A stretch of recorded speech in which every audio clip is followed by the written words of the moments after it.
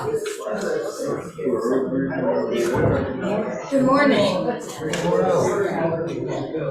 Good morning. So, you got your vegetable garden going? Have freshness. Farmer's market.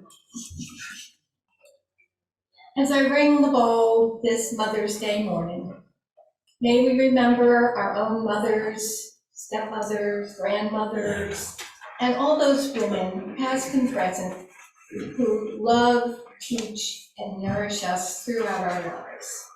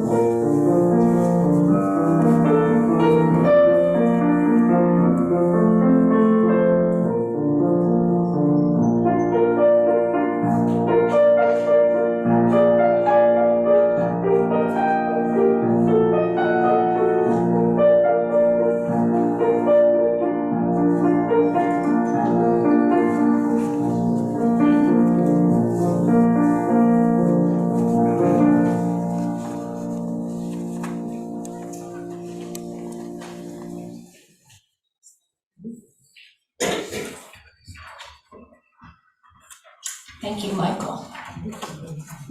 Well, good morning again. Welcome, members, friends, visitors, to the Unitarian Universalists of the Chester River especially on this Mother's Day Sunday. At UUCR, our mission is to inspire, inform, and support all those who seek spiritual and personal growth and a more equal and just community. I'm Nancy Holland, your service leader this morning, joined by Reverend Fran Lennox, who we're delighted to welcome back to our pulpit. And she will be reflecting on the Mother's Day, Pacifist Mother's Day Proclamation by Julia Ward Howe later on in the service. And his gratitude always to Michael for the music this morning and the other staff and volunteers, as noted in your order of service, who make this Sunday and every Sunday morning possible. We are glad that you are here with us this morning, either in person or on our Zoom feed, as we strive to widen our circle and welcome everyone to the table. I have several announcements this morning. Let's see. Please remember next Sunday, the I'm Girl annual congregational meeting, right? Will be followed by a potluck. We're kind of merging our third Friday potluck with the annual meeting since they fall so close together. Also, on May 26th, there is a poster in the lobby. There will be a screening of the film Get on the Bus, a special screening for our church, UUCR, and the Presbyterian Church. It will be at the Presbyterian Church Friday at the 26th at 6:30. And as many of you will remember, this bus trip, 5 days last August, there were 46 youth and adults from Chestertown who made the pilgrimage to the major civil rights sites in Alabama and Atlanta. And UUCR and the Presbyterian Church were major funders of that. And there will be, this is the first screening of this film, apparently, that was made. So I hope a lot of us can turn out for that. And as usual, next Saturday morning at 9, there's going to be a weeding festival here. So everybody, please come with your trowels and weeders. Also, as always, we are always looking for people to be coffee hosts or greeters. So you can sign up on the whiteboard in the lobby. And also, big plea, we're coming close to the end of May and nobody has signed up to be a summer discussion leader yet. So the slip is on the sign-up sheet is on the whiteboard in the lobby. We start on June 4th, in June, July, and August, and the first week in September, we do our summer casual discussion groups. So it will be a long, dry summer if no one signs up. So please think of some topic you'd like to share or explore or discuss with the group. And now, Reverend Brand will help me light the chalice. The words are in your order of service. They're new this week. We light this chalice for mothers and mothering, to celebrate those who have taken on the task of nurturing a young one, baby, child, or youth, into adulthood, to celebrate those who have nourished the light of truth and compassion in growing minds and hearts, to celebrate those who have committed time, money, energy to the growth of others in this world. We light this chalice to celebrate and hold dear this flame of love. And now if you would rise in body or spirit as we sing the first hymn, number 163 in the gray hymnal, For the Earth Forever Turning.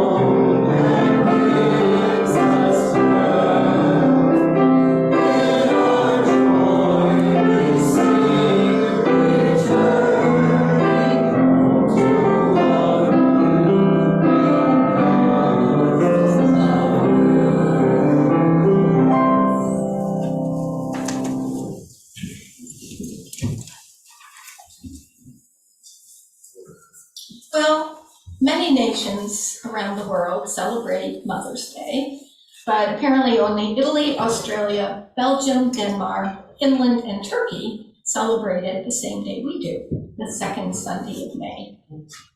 And the origins here in the US go all the way back to 1870, when Julia Ward Howe, that we will mostly remember as the abolitionist composer of the Battle Hymn of the Republic, worked to establish a Mother's Peace Day. Howe dedicated the celebration of the eradication of war and organized festivities in Boston for many years. And then in 1907, Anna Jarvis of Philadelphia began a formal campaign to have Mother's Day officially recognized, which it was in 1914 by President Woodrow Wilson, when he declared it a national holiday for the public expression of our love and reverence for all mothers. And may it be so today. And now Reverend Brand will read the proclamation for us. Arise, all women who have hearts.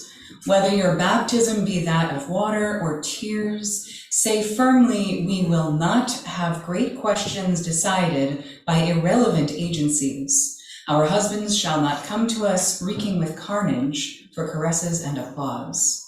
Our sons shall not be taken from us to unlearn all that we have been able to teach them of charity, mercy, and patience. We women of one country will be too tender to those of another country to allow our sons to be trained to injure theirs. From the bosom of the devastated earth, a voice goes up with our own. It says, disarm, disarm. The sword is not the balance of justice. Blood does not wipe out dishonor, nor violence indicate possession.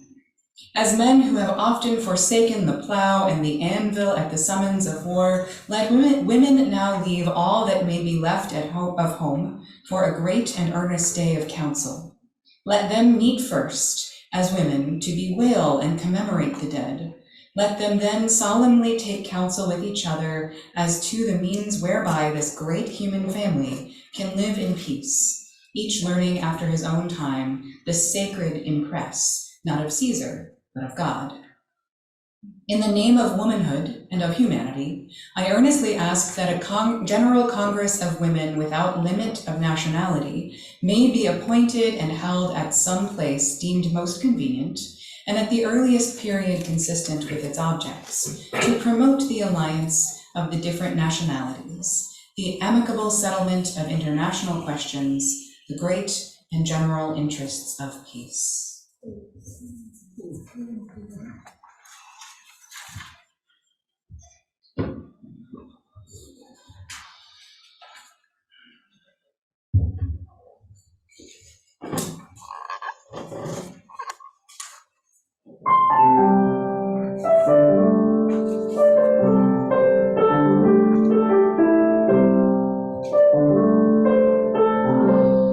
My shepherd will supply my need, compassion is his name. In pastures fresh he makes me lie beside the living stream. He brings my wandering spirit back when I forsake his ways, and leads me for his mercy's sake in paths of truth and grace.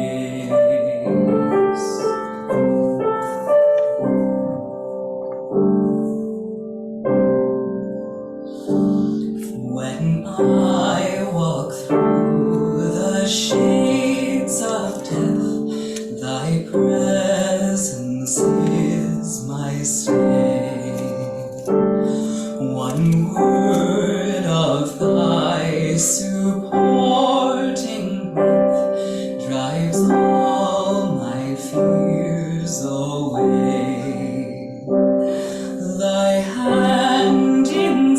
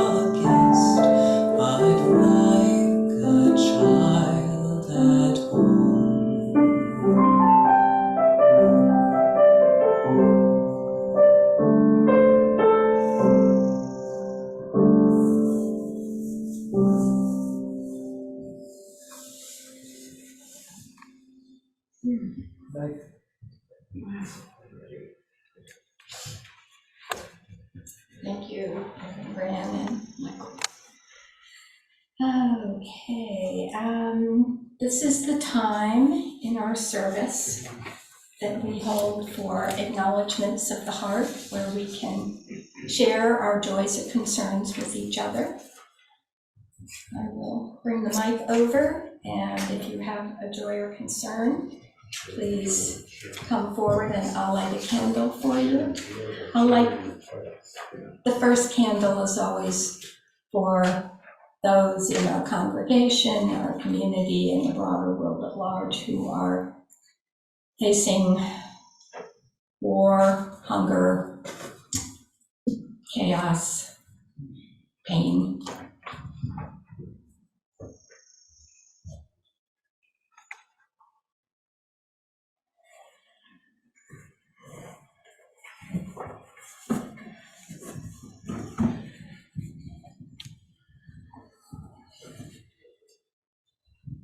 Happy Mother's Day, everyone.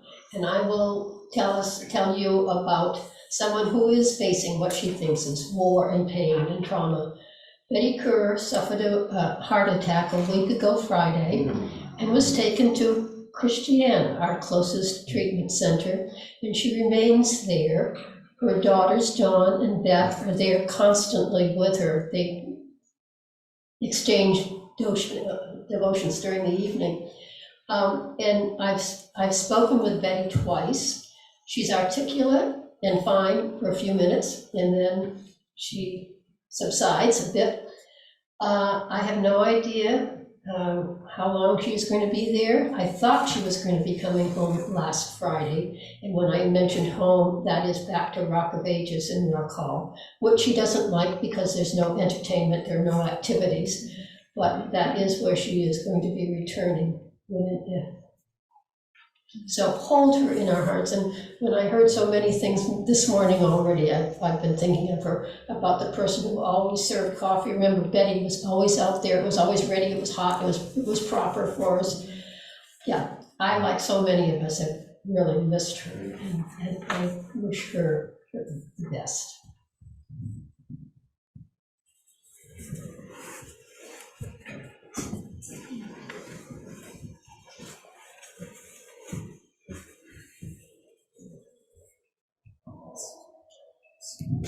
Good morning. Two joys. First, the joy of the beautiful, beautiful voice of Reverend Brian and Michael. It was really wonderful. Diane and I were out in California for a week recently. We still haven't recovered, at least I have not. We were out there for the occasion of a wedding of one of my grandnieces. Her name is Madison, first name, and married now to Kevin, Diane, what's his last name? Griego, it's hard for me. And he was in the seminary for 4 years, and after 4 years he said, hey, this is not for me. Anyway, he is a wonderful, wonderful human being. One of the most incredible, how do I say, heart minds in a male that I've ever seen, ever witnessed. Just absolutely beautiful. And the wedding, there were 200 people celebrating it, and out there it was just wild. And this guy can dance, and they danced, they started the dance. We had to leave because, I forget now why, but we had to. I wanted to join the dance, but it was stunning. They looked like they were on stage in New York, at one of the great theaters. And they had been practicing this dance, apparently, for about a year. So anyway, it was great. So I've gone on too long, but anyway, it was fun.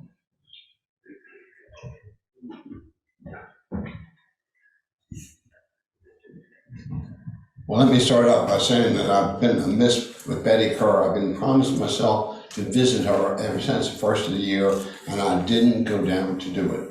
So we should not, should conduct ourselves better than that. The other thing I'd like to say is tribute to mothers. Most of us are very, very influenced by our mothers. And my mother always assumed I was going to go to college. She had a ninth grade education, my father had 8th grade education, and I was the first in the family of either side to graduate from high school. But she always assumed that we had no money, but it's because of her desires and faith in it that I did manage to go to college, and my sister. We found a way. So I think that mothers are underappreciated. In sections of the country where we have poverty, we have a very high crime rate. And I think one of the problems is you have mama working at a menial job, no daddy in the house so many times, and she has children. There's just not enough mama to go around. They've shown that the words spoken to the children for that situation do about 1/4 of the more affluent society. So mothers shake the world.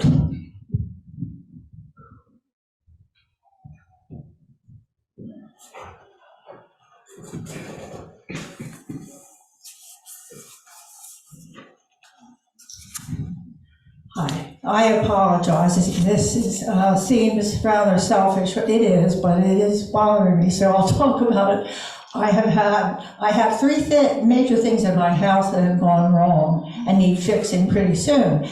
And I thought I had the roofer lined up, and I've since heard some disturbing reports on him. So all I'm asking is if anyone happens to have had an experience with a roofer and had it, it's been, I would like to say 10 years. Roofers are supposed to be guaranteed for 15 or 20, but I thought I had one issue at least lined up for fixing, and now I'm concerned that he may not be reliable. So if anybody has had a good reference on a roofer, and everything's been all right for 10 years, so I would appreciate learning who it is. Thank you.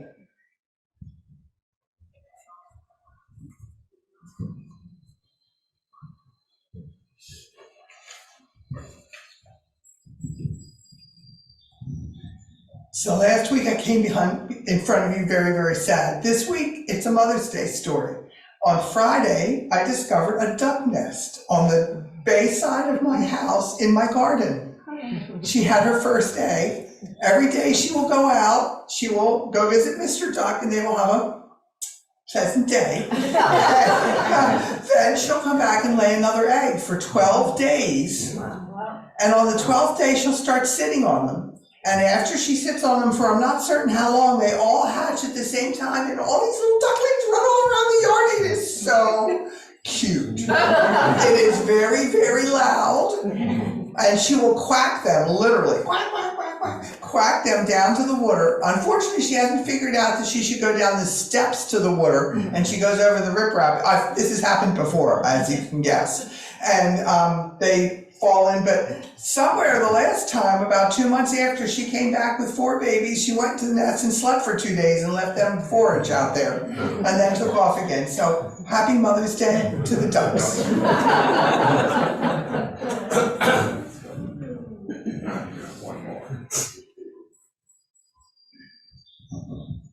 This isn't about me, it's about my father. I just wanted to mention that he's brought tomato plants and dahlia bulbs that are out on the table in the entrance area. And it's 2 different types of tomatoes, right? That are labeled.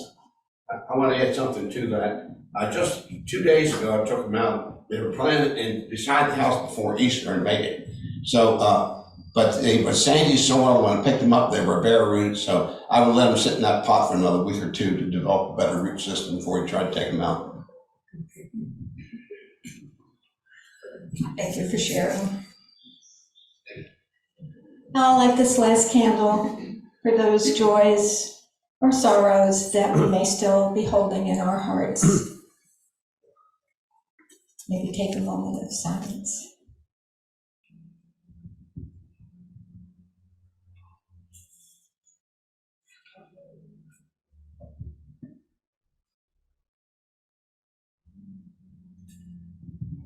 Blessed be.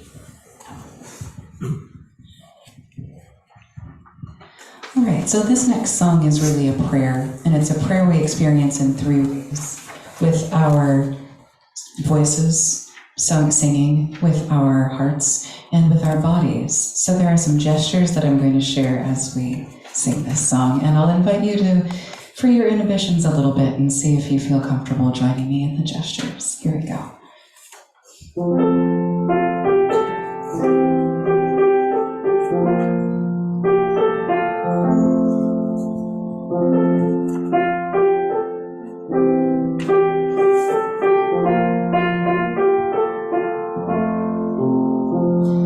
Peace before us, peace behind us, peace under our feet. Peace within us, peace over us, let all around us be peace. Peace before us, peace behind us, peace under our feet. Peace within us, peace over us, let all around us be peace. Peace before us, peace behind us, peace under our feet. Peace within us, peace over us, let all around us be peace. Last time. Peace before us, peace behind us, peace under our feet. Peace within us, peace over us, let all around us be peace. Let all around us, let all around us be peace. Let all around us be peace.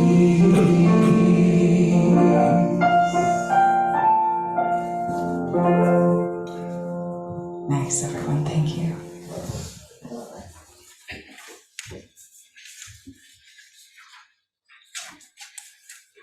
And as we care for each other here today, let us also care for this church, its mission, and the programs by giving as you are able. For we are now the keepers of the flame.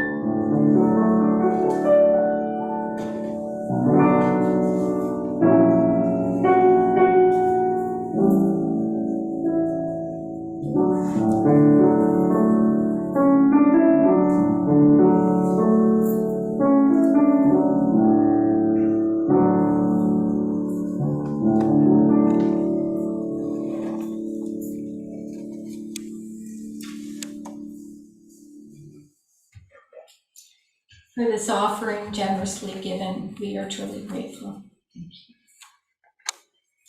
And now a reading.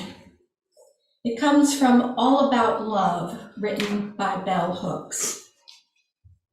The healing power of mind and heart is always present because we have the capacity to renew our spirits endlessly, to restore the soul.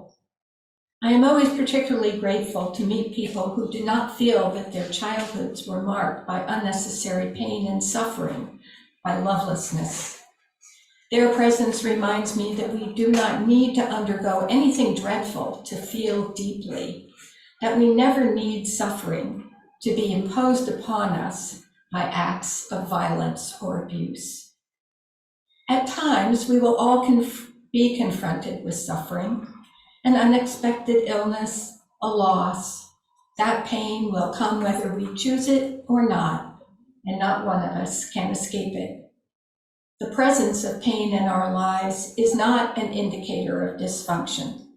Not all families are dysfunctional, and while it has been crucial for collective self-recovery that we have exposed and continue to expose dysfunction, it is equally important to revel in and celebrate its absence. Unless we can all imagine a world in which the family is not dysfunctional, but is instead a place where love abounds, we doom the family life to be always and only a site of woundedness.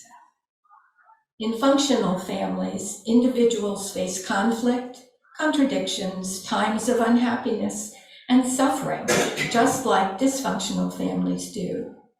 The difference lies in how these issues are confronted and resolved, in how everyone copes in the moment of crisis. Healthy families resolve conflict without coercion, shaming, or violence. When we collectively move our culture in the direction of love, we may see these loving families represented more in the mass media.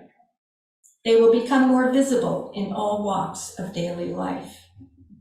Hopefully, we will then listen to these stories with the same intensity that we have when we listen to narratives of violence, pain, and abuse.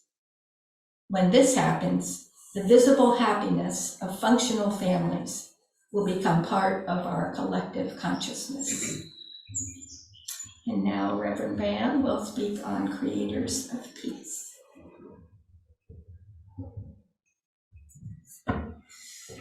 It's a real treat to be here with you this morning. Truly, I'm enjoying this gorgeous day and seeing all of your faces again. It's honestly kind of a delight to be here on Mother's Day and see all of these wonderful mothers and people who have been mothered here today. And although over the years, Mother's Day has become a holiday which appears to exist for the purpose of shoring up the edible bouquet industry, it did begin as something far more profound than that. It began as a statement made by feminist activists at the turn of the 20th century, as we heard in our opening words, using the role allotted to women at the time as wives and mothers to speak out against the horrors of war. Mother's Day was declared a national holiday in 1907, notably during a period of American peacetime before the world wars began. Julia Ward Howe's proclamation, however, was published in 1870 in response to the Civil War and calling for the amicable settlement of what she refers to as questions. There is something complicated about this, too, and we'll come to that later. For now, we'll start from crediting Howe and her fellow activist Anna Jarvis with the courageous work of seeking an end to violence. And truly, they did make a difference. It is no small thing for us to be celebrating this holiday 115 years later. I do have to wonder, though, if Howe and Jarvis would find their pride at this legacy somewhat discolored by the realization that today, war seems to be winning the war on war. Indeed, it is difficult not to be discouraged by the prevalence of violence in our world. Recently, in my congregation, we shared a prayer which named all of the ongoing global violent conflicts and the printed list was 6 pages long, single-spaced. It isn't too controversial to agree that this is a problem that we would like to put an end to. But what can someone like you or I do? If inspiring a national holiday and appealing to the maternal bond has had so little measurable effect, what hope is there? And on some level, it is true. If the only approach to peace we are talking about is a direct end to war, there is not a whole lot of power that anyone in this room today has. To find a path to peace, first, we have to zoom out a little and take stock of the full picture of the presence of violence in our world.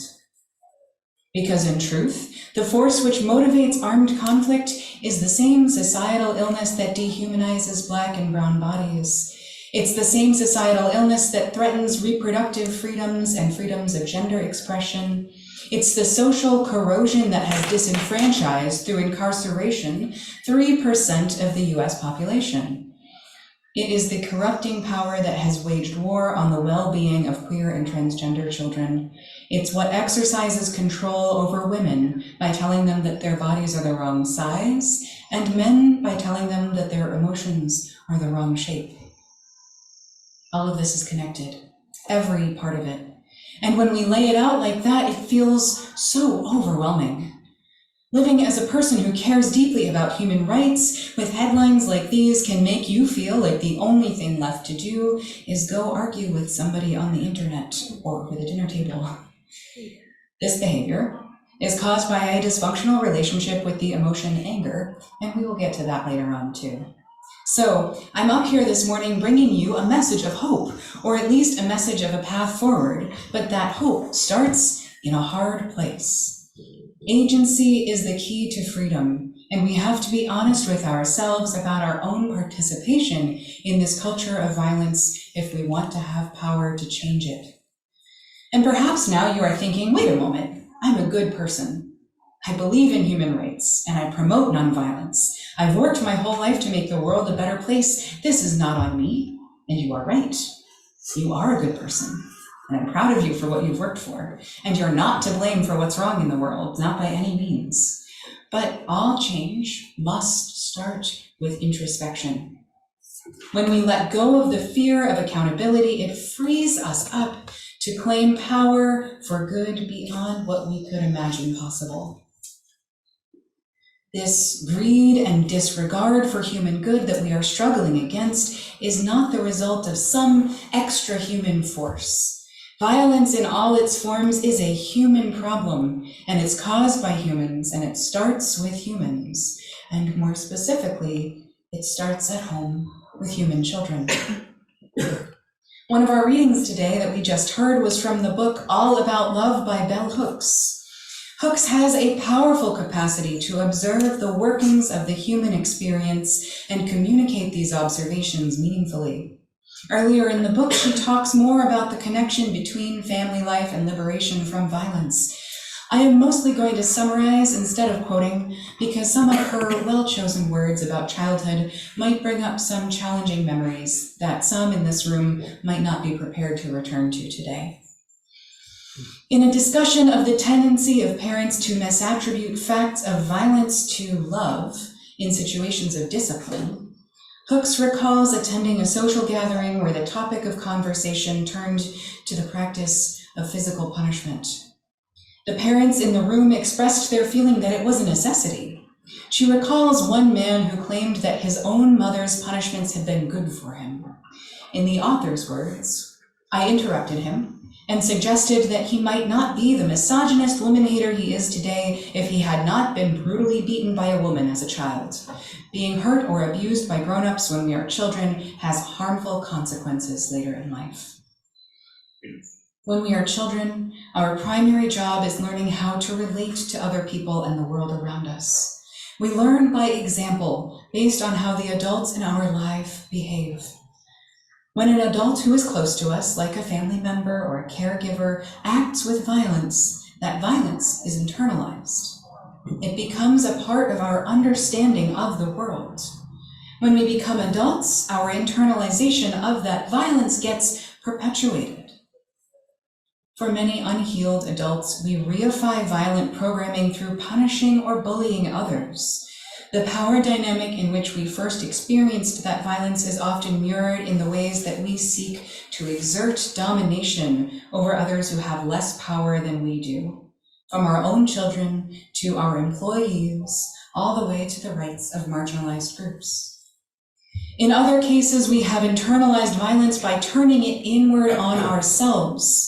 We demonstrate it through behaviors like negative self-talk, dieting, codependency, self-harm, substance abuse, poor boundaries, unchecked resentment, and passive aggression.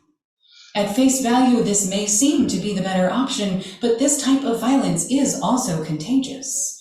The children in our lives pick up on it and they reflect it. The adults around us may also find it reinforces their own dysfunctions, making it harder to break free of this cycle. So if we can't help internalizing violence as children, and we can't help communicating our internalized violence as adults, then what hope could there be? This is where the liberating sense of agency comes in. We owe it to ourselves and each other to break the cycle, and breaking the cycle has to come from our own healing. It is each of our responsibility to be honest with ourselves about our own wounding and patterns of behavior, to hold ourselves in compassion about the mistakes we have made because of our wounds, and to take steps toward repair. Some people do this with a counselor, others in recovery or in support groups. Some people find healing on a spiritual path, and some through time in nature. Some people read books or write blogs or create paintings or make music. There are only two certainties. It is never too late to start, and the work is never finished. The urgent necessity of this healing is yet another reason why it is vitally important that people who do not want to have children or are not yet ready to have children should have access to the means to prevent unwanted births. Attachment trauma begins in utero, and compelling people to give birth who do not want to be parents moves directly against the work of generational healing and nurturance. An important part of this healing process, in my experience, is getting square with anger. Anger is another maligned emotion, much like fear, but like fear, it serves a sacred purpose. When allowed to function the way that it is meant to, anger is closely entwined with love. It's the part of us that knows when ourself or someone we love is being treated unjustly. It warns us that something isn't right, and it gives us a surge of physical energy in case we need to take protective action. Many of us have been told our whole lives that we are not allowed to be angry. As children, when we express anger, usually referred to as a tantrum, we are shut down. Ironically, usually by an adult demonstrating through their own anger that the child in question has no power. Later, those of us who are assigned the category boy are often instructed that the only emotion allotted to them is anger, while those assigned the category girl are expected to remain angerless. When humans suppress emotions, the emotions have a funny way of finding ways to escape, often in an undesirable form. If we never learn how to dance with our anger, it will show up when we least expect it, in the shape of violence toward the self or toward others. One of my all-time favorite sources of wisdom is the book Love and Rage by radical queer Black Buddhist Lama Rod Owens. He says, "Anger is full of wisdom, and with the appropriate practice, anger can actually transform into wisdom, and that wisdom is deeply liberating. But as with anything else, we have to practice. In my practice, anger arises out of tension. There is a tension between being hurt and wanting to take care of myself, but not knowing how to do that. This tension leans into energy that I get sucked up in, and I label it anger. That anger feels like it needs to be exerted, to be directed somewhere. There's something that I have to blame, and if I can blame it and eradicate it, then maybe I will not feel angry anymore." Strangely enough, even when I did that, I still felt angry. I had to learn to turn my attention back to the hurt. Taking care of the woundedness was the path out of this suffering. Later in the book, Lamarade engages in a conversation about pacifism and activism from the perspective of a marginalized person. He makes the important point that accepting oppression-related violence without resistance, whether targeting ourselves or others, is not nonviolence. He says sometimes peace is used to bypass the work. Calling out the hypocrisy is in expecting marginalized people to use their bodies to absorb physical violence. This expectation only serves the perpetuation of continued harm against those who are already being hurt. Sometimes peace has to come from love in the form of resistance. So this brings us back to Julia Ward Howe and the Mother's Day Proclamation. In so many ways, her call to bring an end to violent conflict comes from a place of wisdom and compassion. However, something doesn't really sit right with me about the call arising in response to the Civil War to have a genteel discussion instead of outright conflict. Genteel discussions among white people were the status quo which kept slavery happening. The Civil War was the awful, grisly vehicle by which our country finally moved towards ending the incomparable violence of the enslavement of Black bodies. This dehumanization and exploitation was an indispensable part of the Southern economy, and they had fully demonstrated that they would not see it ended except by force. The Civil War was one of the more necessary wars in our country's history, and I'm uncomfortable looking back from the perspective of today with the way that the Mother's Day Proclamation centers the pain of white people. I'm not saying that we should throw it away, but when we do lift it up like we do today, we need to read it through a critical lens. We need to hold this important work in a nuanced fashion. So today, in honor of the Mother's Day for Peace, I'm asking you to be courageous in your willingness to explore the cycles where violence has a hold in your life.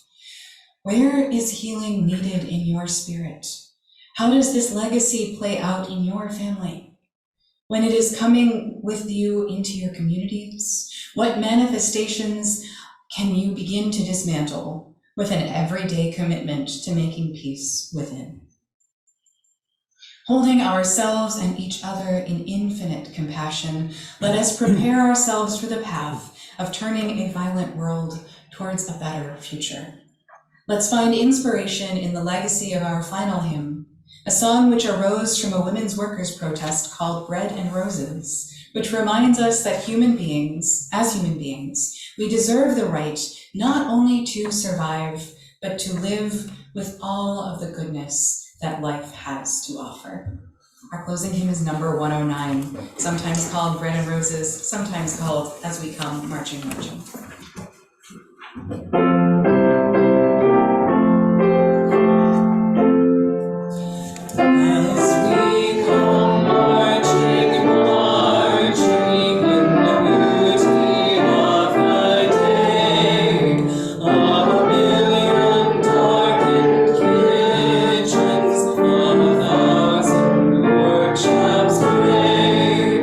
Our touch with all the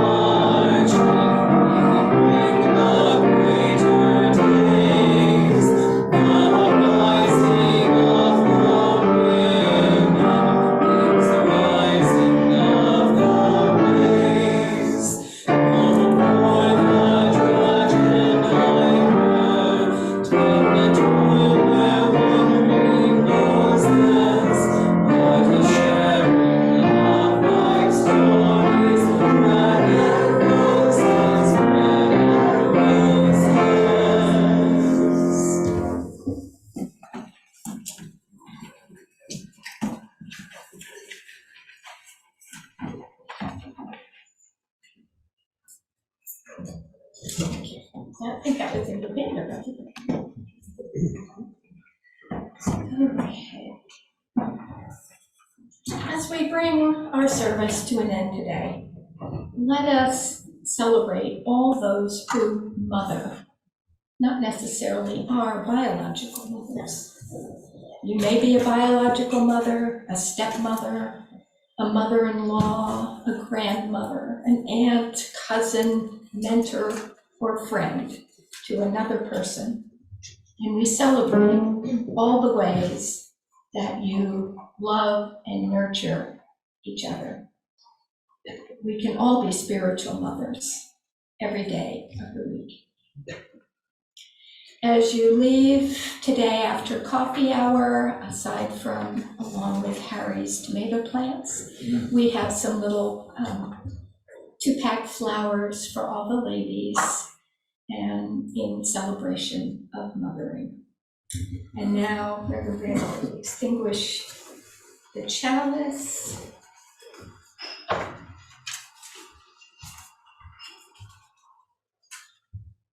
We extinguish this flame, but not the light of truth, the warmth of community, or the fire of commitment. These we carry in our hearts until we begin.